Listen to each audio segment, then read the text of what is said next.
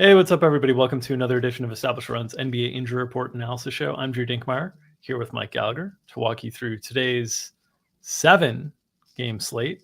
Mike trying to trick me there with an unupdated schedule on a Monday with no games completed. Thankfully, it was also 7 games. So my math skills work. Tuesday, January 24th. Mike, how are you on this fine Tuesday? Doing good. Yeah, had a couple good takes yesterday, a couple bad ones. Jalen Green, really bad take. Dame take good. Ant take good. A lot of injuries. Big slate tomorrow, so I've been grinding away on matchups for tomorrow. A lot of unknown stuff, and yeah, fun slate today. Did not pounce on Miami CLV. Couldn't do it. Couldn't do it. So I'm sure whoever got that is going to win now. Good to hear. Good to hear. Let's get into the injuries for the slate. A couple teams on back-to-backs tonight. Chicago, Boston, Charlotte, all playing on the back end of a back-to-back. In terms of front end of back-to-back tonight, it's Denver, Washington, Indy, the Pelicans, the Lakers. So a lot of teams involved in back-to-backs. It's always tricky when projecting injuries on those situations. Let's start with the Boston Celtics, who are sitting Malcolm Brogdon, Jaylen Brown, Marcus Smart, and Al Horford today. So that is 4 of their top 6, 7 rotation players, depending on kind of how you'd like to have the cutoffs. How do you expect the Celtics to look tonight? Also, Jason Tatum is not listed on the injury report, but left last night's game with wrist issues.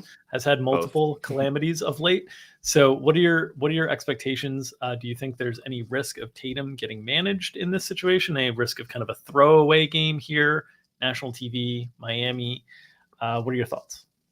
Yeah, so just with the guys who are out, not really surprising, right? We saw Jaylen Brown return from that groin thing. Wasn't surprising to see him out. Brogdon out with personal. We knew Horford was going to sit. Time Lord back. Smart's hurt. So honestly, it wasn't really that surprising to see this news. Yeah, but with Tatum, we saw him in the third quarter go to the locker room briefly for kind of a shot to the ribs. Did return, looked fine. But man, that time he was out, they really blew the game. They were kind of in the driver's seat after a nice little comeback. I think they were down like 14 in the second quarter. And just the game got away from him. So we'll see if he's out there. I'm expecting him to be full. Should note, as you mentioned, non-shooting wrist. He was taped on his thumb and on his wrist. So clearly getting medical treatment there. I expect that to continue. But overall, didn't really affect his minutes, shot output, all that stuff. So I would expect him to go a little bit smaller here and really lean into 3-point shooting. So I expect the starting lineup of Derek White, Peyton Pritchard, Tatum, Grant, and then Time Lord. I wouldn't be totally surprised if they go Tatum as like a 2, and then bring Pritchard off the bench just to give some ball handling stuff there. So then maybe it would be Hauser or somebody like that. But I'm expecting to go double guard just because that's kind of what we've seen. But I think Tatum should be good. How tight do you think the rotation will be tonight? We saw Kevin Gelly, J.D. Davidson, Justin Jackson get some minutes towards the back end of the blowout and whatnot. Like, do you think they're playing 8 guys? Do you think they're playing 10 guys? How deep do you think the rotation is tonight? We saw Blake Griffin starting last night with them a little bit shorthanded as well. Yeah, should note, Kevin Gelly wasn't garbage time. He was out there to start the fourth when the game was still very much up for grabs. So that was quite stunning. I did not see that coming at all. So yeah, probably gets him in there. I don't have a great feel in this situation. This is probably one of the most shorthanded games they've had, with high-end talent being out. So yeah, we kind of got to experiment. We'll talk through how you can maybe benefit, but I think they would want as much shooting as possible. That's kind of the recipe to beat Miami's defense. So I feel pretty comfortable that Sam Hauser's going to play a bunch. I feel pretty comfortable that Pritchard's going to play a bunch. They're going to need Derek White to guard Tyler Hero a bunch. So could be pretty tight overall. I think Luke Cornett makes a little bit more sense in this matchup too. So he's a guy who could benefit just for floor spacing, add a little bit of rim protection element as well. So I won't be surprised to see him be kind of a bigger factor off the bench for this rotation. So if we think about just kind of working through the rotation generally, in terms of guard depth, guys that you put in the guard bucket, they have Derek White, they have Peyton Pritchard. That's it. That's kind of it. In terms of the wing bucket would be Jason Tatum, Justin Jackson, Sam Hauser, JD Davidson. I would say, Tatum and Hauser for sure in the rotation, obviously. Beyond that, I think Justin Jackson, Davidson, a little bit shakier, whether they'd be in the rotation. If you go to like fours, players that could play the four, Grant Williams, Blake Griffin, probably. So they're probably both in the rotation again. And then fives is Time Lord and Cornette, right? So if you have 2 4s, 2 5s, 2 guards, and 2 wings, you could essentially have a 10-man rotation. But we'll see if they include Kabengele. We'll see if they cut out some of those guys. Like it could be really tight here. It's really interesting to see how they approach this on the second night of back-to-back. It should be noted, the only guys that played like really heavy minutes last night that are going to be available tonight is Tatum. It's really the only guy. Everybody else, like White played 27, Pritchard played 31, but he's not playing that. Like he should be fine. So it'll be very interesting to see how they approach things. One of the more challenging rotations to project tonight for sure. Okay, let's move into the questionable tags on this slate. Let's start with Indiana. Andrew Nembhard, Trevelin Queen, both listed as questionable. Nembhard's been really disappointing in this opportunity since Tyrese Halliburton went down. It's been the TJ McConnell show. It wasn't intended to be the TJ McConnell show. McConnell was originally coming off the bench, looked like was just going to play kind of backup mid-20s minutes as a guard. But he's played so well that they just can't keep him off the floor. And you can see last game got up to 39 minutes. Nembhard has had an incredible issue with foul trouble during the stretch as well that have really limited his minutes down. Now he's listed as questionable tonight. Any read on Nembhard or Trevelin Queen this evening? Queen's just that standard Q tag, like if they need him or not. And then Nembhard has been ill for a few days. I missed practice yesterday. So usually, we talk about this all the time, that if guys have been sick for a couple of days, we're expecting them back. So I think he's got a pretty good chance to return. He would probably pick up the Zach LaVine assignment. And he's been still pretty good, not like as good as he was earlier in this year defensively, and obviously the offensive stuff we talked a lot about. But I'm expecting him to go. And then also Rick Carlisle talked about possibly changing up the rotation, because we saw that double guard lineup. This has been a huge thing we talk about all the time, where they didn't run the double guard. What was it, like last Saturday, like 8-9 days ago, 10 days ago, whatever it was. And then they've been leaning into it a little bit more, starting them together in a matchup against the Suns. So I think he likes it. So I think that they would probably go that same route. I think you want more ball handling. You've kind of got 2 defenders in Nembhard and Nesmith that could kind of handle the Levine and DeMar stuff. So I think that kind of makes sense that they would kind of trot this lineup out there again if Nembhard is going to be in there. If he is not, then probably Ben Mathurin. He's been pretty bad in the first unit, so it could be Duarte as well. But I'm expecting Nembhard back. More likely a wing than a big, though, if they were without Nembhard, right? Okay. Yeah, I don't think Jalen Smith's been really bad. Yeah. Let's move on to other questionable tags. The Nuggets, Nikola Jokic, questionable once again, as is Bones Highland. Michael Porter Jr. ruled out already. What's your expectation or read? Because the Jokic thing, we at first thought it was just sort of a rest thing, a maintenance thing on a back-to-back, but then he misses the next game, now still listed questionable. Do you have any read or insight from coaching quotes here on Jokic's availability tonight?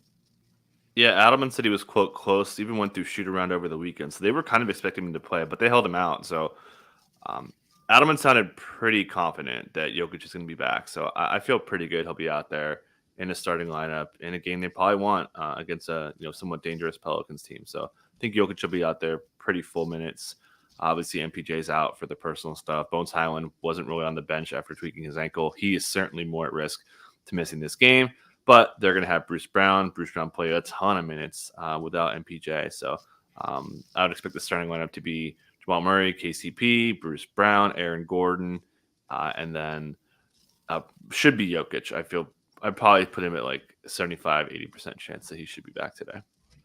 And then do you think Bones Highland gets back into having some overlap minutes if he is fully healthy? Or do you think at this point they're just sort of viewing him as just whatever Jamal Murray's not going to have? Yeah, Murray's playing a ton. And he's been playing Yeah. pretty well. Been crashing the boards more. Obviously, his offensive game is kind of spiked without Jokic, but their two main games have been really strong. So, yeah, I think him being banged up probably takes the high end stuff off the board. So maybe he gets like 3, 4, 5, 6 minutes overlap. Yeah. It wouldn't be enough where we'd be playing him in DFS or anything Okay. like that. All right, let's go to the Pelicans. Najee Marshall questionable. Brandon Ingram doubtful. That's a notable tag upgrade from Brandon Ingram, who got a positive report on Sunday's broadcast. Jennifer Hale of one of the Pelicans beats broadcast team members noted that Ingram had gotten 5-on-5 work in and was feeling really good, and that the return is kind of right around the corner. So we get this upgrade from out to doubtful, sounding like we're moving in the right direction on Brandon Ingram. Najee Marshall questionable, missed last game. We saw Herb Jones still stuck around 30 minutes, didn't get a really big boost there. We saw Trey Murphy the game before get the really big boost, got his minutes up to 40, but this was a back-to-back, I believe, and was kept around like 34. What are your thoughts on Najee's availability today, and do you expect Ingram to return the following game? Do you think we're that close with Ingram? Yeah, back-to-back. So I just want to talk Ingram first because I listened to his presser. He's going to be dealing with this for a while. He said that he's still playing through pain. Willie Green said that he was in like agony, paraphrasing a little bit, but it sounded really bad for him to be out there. So I'm expecting Ingram to possibly have some minutes limits, possibly have some more checkpoints back to back. So maybe shooting for tomorrow. But yeah, he compared this to playing through Achilles pain, and he's just knowing that he's going to have to play through this. So we're going to probably get a lot of P tags, Q tags, and all that stuff from Ingram. And we're going to have to be kind of on alert from a Pops perspective and from, a DFS perspective and anything like that. Because he could, just not have it that day and feel bad and want to sit. He talked about this in his presser. So something we're going to have to keep an eye out there. So expecting him to sit today, probably game time tomorrow. He'll probably get a game time tag today. Honestly, we see that all the time. We're like, oh, he's going to warm up and be game time just to competitive advantage it up. So comparing him to Najee Marshall, who didn't go through full practice yesterday, which was kind of puzzling, and he's going through kind of the same thing, not as severe, but this toe thing has been bothering him. It's going to be a pain-related issue. He's certainly at risk of missing this game, which would put, if they're both out, that would put Dyson Daniels back in the first unit again. Certainly more minutes for Trey Murphy and Herb Jones. We'll see if Herb gets managed on the back-to-back tomorrow, but I think Marshall's got a really good chance to miss here based on the limited practice and, again, kind of a pain management thing coming in a back-to-back set. All right, let's move to the Knicks. Emmanuel Quickley missed last game. They were without Mitch Robinson for a while. Quickly listed questionable today. He's also been the subject of a bunch of trade rumors. I did see a report today that the Knicks have kind of cooled on the idea of trading him of late and are pulling kind of him back off the market. Interesting timing with the injury and the questionable tag here. What's your read on Emmanuel Quickley's availability tonight? We saw Evan Fournier sort of step in and fill that role instead of, which was, floor spacing and shooting as opposed to ball handling, which I thought was interesting because ball handling would have been a Derrick Rose type situation. But just in terms of how they're viewing Quickley these days, I thought that was interesting against Toronto.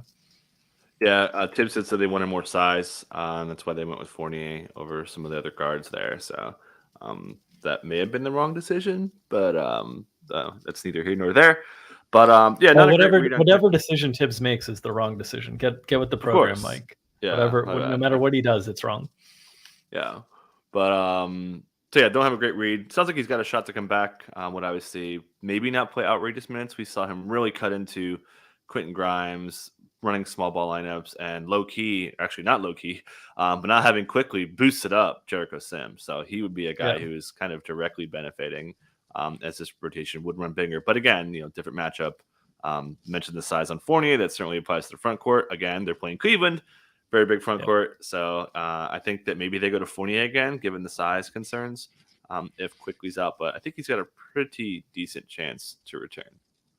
Okay. LeBron James listed as questionable once again tonight. Anthony Davis still listed out, so not quite ready to return just yet. What's your read on LeBron's availability tonight?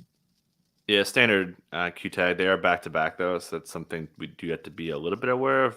It is national TV today, not tomorrow, so you would think against the Clippers, he'd be out there for what should be full minutes. He's playing outrageous minutes. Darvin Ham talks about this all the time, that he doesn't want to play him upper 30s minutes, but he just kind of has to with the way this team is put together right now. So crazy good win for them.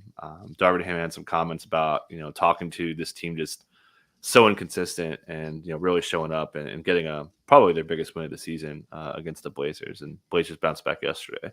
But expect LeBron to be full go with the usual starters of Beverly, Schroeder, Thomas Bryant. Big bounce back game from him over the weekend. Troy Brown, and then LeBron. Doubtful and outs situation. Still no Christian Wood or Maxi Kleber for Dallas. How do you expect that to impact their rotation tonight?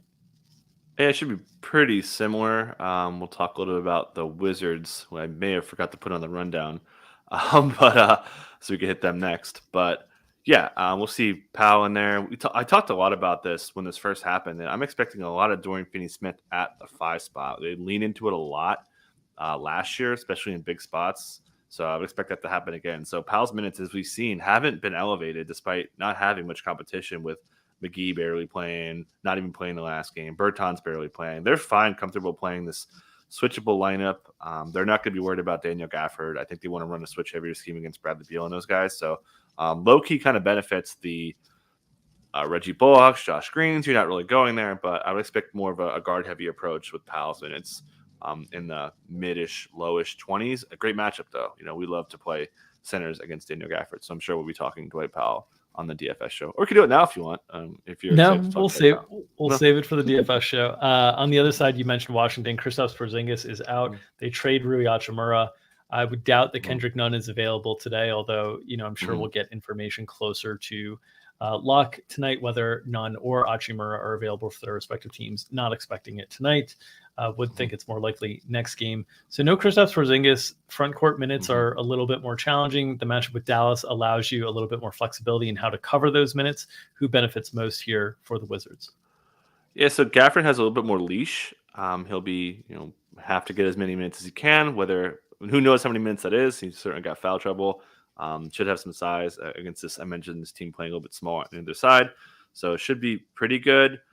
We'll probably see Wes Unseld talked about playing smaller. So he actually mentioned Jordan Goodwin being a guy that's going to kind of benefit from this rotation, basically sliding Denny Avdia up a little bit as more of a 3-4. Corey Kispert as well as more of a 3. So Goodwin indirectly is benefiting. You're just going to see this team run a lot smaller. We've seen this double big lineup dominate minutes and be very good. They've been, I think, 6th in half-court defense really since they've went that direction. So the wings are going to really benefit. We'll see if this gets Will Barton rotation. Kind of don't think it does. Also helps DeLon. We've seen at times, there's some overlap there. I would expect Denny Avdia to get in the starting lineup. And then also Wes Unseld was peppered with Vernon Carey questions. And we talked a lot about this the last time Porzingis missed 2-3 weeks ago, whatever it was. And we were thinking that Vernon Carey could sneak in there, had a little hip injury. And Unseld said that they may have played him if he didn't get hurt. So we could see some Vernon Carey. But with the way the beats were asking him, they think Vernon Carey is getting some minutes. I'm not gonna give you his G League stats though. Well, I think some of the the context of that is interesting because some of these pressers, you'll just see the clips of coaches talking about these guys, and you have because you're listening to these pressers all the time, you have the context of understanding where the origin of the reference is coming. And in this case, it's the beats initiating the conversation, which I think is often a case for beats of sort of non-contending teams or teams that are falling out. The next thing to start asking about is whatever remnants of young players are available on the roster, because that's what fans are now turning their attention to, right? Fans are like, that's what fans want to read about. That's what they want, something to be excited about. That's not necessarily where the coaching staff is at with things. And with Taj Gibson available to them, I would still think now this matchup doesn't warrant needing Taj Gibson, but I would still think in certain matchups against premier post scorers, they're going to be more comfortable going to Taj, would be my guess.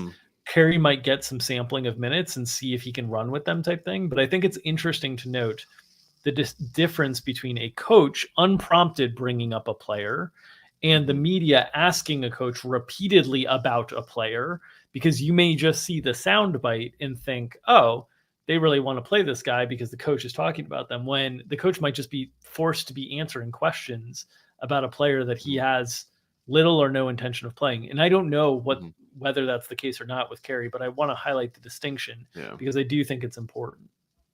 Yeah, and he said that there are, quote, minutes to be had in this front court with obviously Rui and KP out. So, yeah, it's kind of open Which season is on how this a little bit of a non-answer, right? It's like, there's an opportunity. Mm-hmm. I'm not necessarily giving it to him, but there's an opportunity. So we'll see how that shakes out. I do think one of the strongest beneficiaries in this game might be one of the more challenging games to see it happen because I think he's going to get the Luka assignment. But I think Denny Avdia is going to benefit a ton from Kristaps Porzingis being out. Okay, let's move to Goran Dragic out for the Bulls once again. We saw last night in Goran Dragic's absence, the minutes just kind of condensed around Caruso, Io, Kobe White, Patrick Williams. Still didn't see a lot of Andre Drummond. So didn't help Drummond last night. What are your thoughts tonight in terms of how the Goran Dragic absence continues to impact the Bulls here on the second night of a back-to-back? Yeah, pretty straightforward. Would expect them to mostly run it back. We'll see how elevated the minutes get. But more Kobe, more Caruso. We'll see if they bring in more Drummond. Probably not. They don't really need it here, I don't think. In the second unit, they just don't want to play Drummond right now. It's pretty straightforward. This box score, Mike, is just haunting me. And do you know why this box score is haunting me? I do. The books have caught on to my scheme of Bulls primary guard defenders getting blocks against Trae Young. And both Caruso and Dosunmu get blocks yesterday. And they were priced so, like, usually it's like plus 350 or plus 370 for like a block on these guys. Dosunmu was 240 yesterday. And I was like, you mother bleepers. They're too good now, man. They're on to me. The books are good. All right.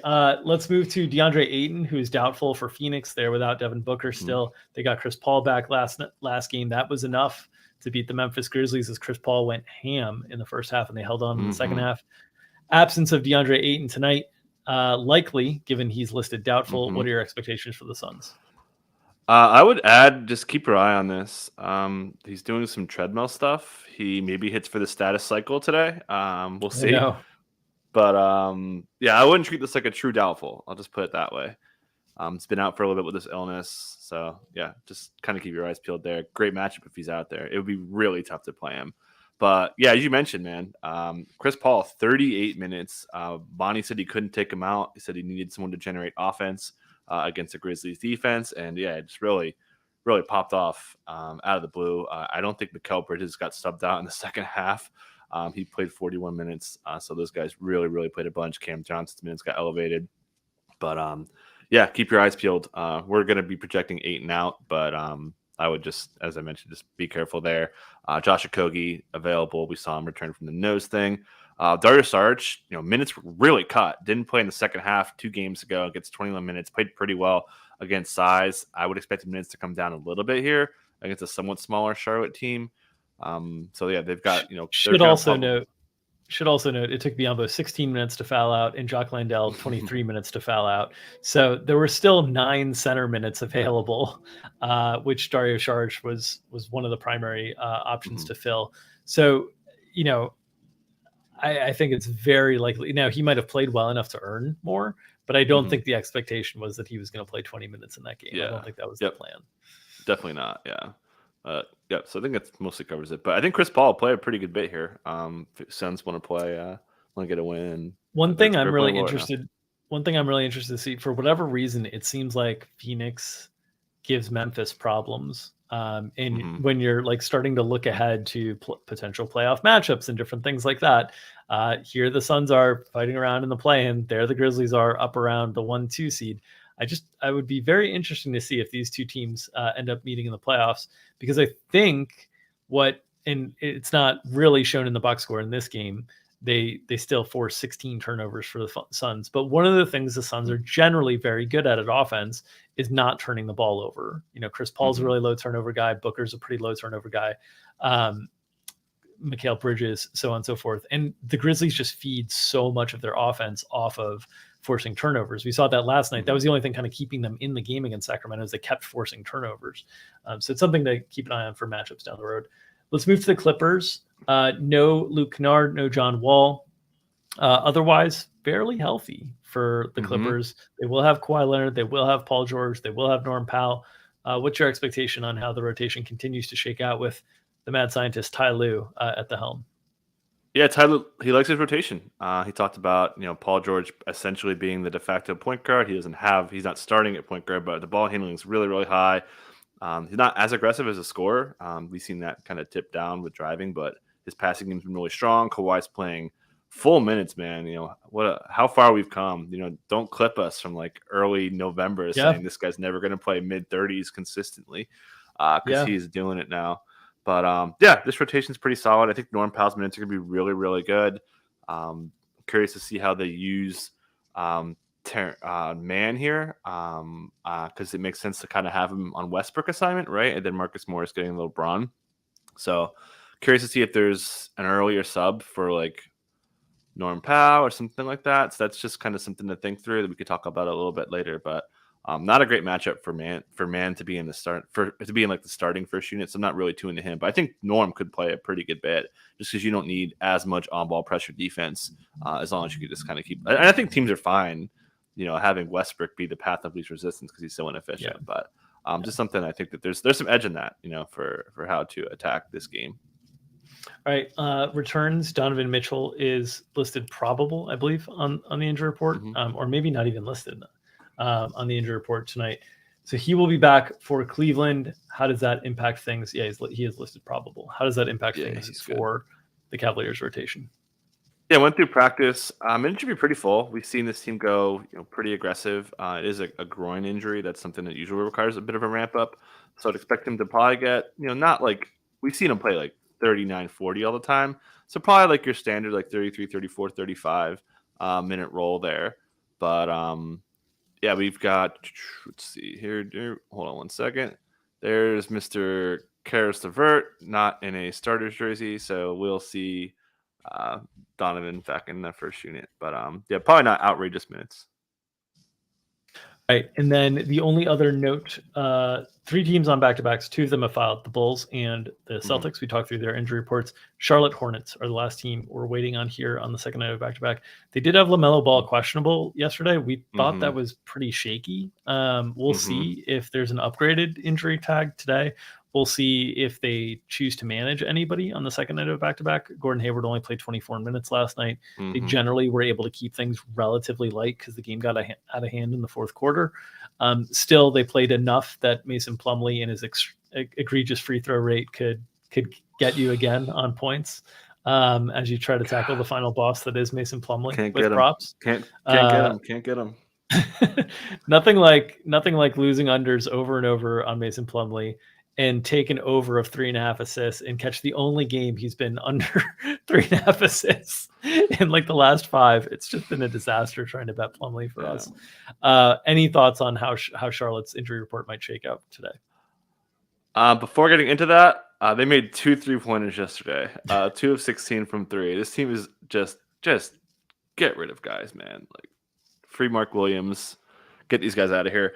But yeah, Hayward's probably got a chance to sit, right? Hamstring injury, highly aggravated muscle group. So wouldn't be surprised if he's on there. I don't think LaMelo is playing. As you mentioned, that was such a shady Q tag. Didn't warm up. This team throws doubtful tags on guys for months at a time. So I'd be pretty surprised if LaMelo's out there. We'll see if anybody else gets managed with this Rozier, Plumlee, or anything like that. We know that Steve Clifford has talked about wanting to play his centers and Nick Richards and Mark Williams. This is an opportunity to do so and sit out the final boss. But there's definitely some news to come there. Possibly getting it right now. We'll see, or we can get it in an hour. But I think that there's definitely going to be something on here. It's going to be something. Cody's going to be doubtful. LaMelo's going to probably be doubtful or out or questionable if they want to be shady. But we'll get some news for sure. Yeah. All right. That will do it for. Oh, I see a question. Any news when the team's going to fix the props table? PrizePicks is clearly still using ETR projections to make their props, but not sending the info back. Been killing my units last week. Nutridad, we had an API with PrizePicks. They have chosen to remove access from the API. There's nothing we can do if they don't provide us an API that changes lines, that updates when they change things. we can't have a table. We would have stale information. We'd have unuseful information. So we're at the mercy of whether they choose to provide us that information or not. They have chosen not to provide us that information at this point. Ooh. So that's the nature. On that note, let me see if we got Charlotte really quick. Okay, I was going to check and see if we got Charlotte. As a reminder, support the people who are supporting us. This show is brought to you by our friends at Underdog Fantasy. They have daily NBA snake drafts for money running in addition to many formats of NFL contests still running for huge prizes. And if you're playing NBA Pick'em, in-season subscribers can use our tool to compare ETR projections to their fantasy Pick'em games. If you haven't signed up for Underdog yet, use promo code ETR for a matching deposit bonus up to $100. That's promo code ETR at underdogfantasy.com. If you like the Pick'em games, Underdog has them. We have an API. You can compare projections to them. Promo code ETR for a matching deposit bonus. Is Nutridad a plant? What a setup. All right. Also, if you're interested in more DFS content, myself and Mike Gallagher will be behind the paywall at 5 o'clock Eastern tonight, breaking down this 7-game slate. Hopefully, I will find a better flag plant than Brandon Clark last night. I see your gripes in the chat, everyone. Trust me, nobody feels worse when they give bad advice than we do. So, if you'd like to remind us, good. You're welcome to remind us. Yes, Mike, you can take your victory laps. I'll take my pain. I didn't wear. He didn't get 65 though, so I'm not wearing the Dame jersey. So if you'd like to remind us, not full victory lap. When things go wrong, that's great. You're welcome to it. We know. We feel the pain. I played Brandon Clark a ton. It sucked for me too.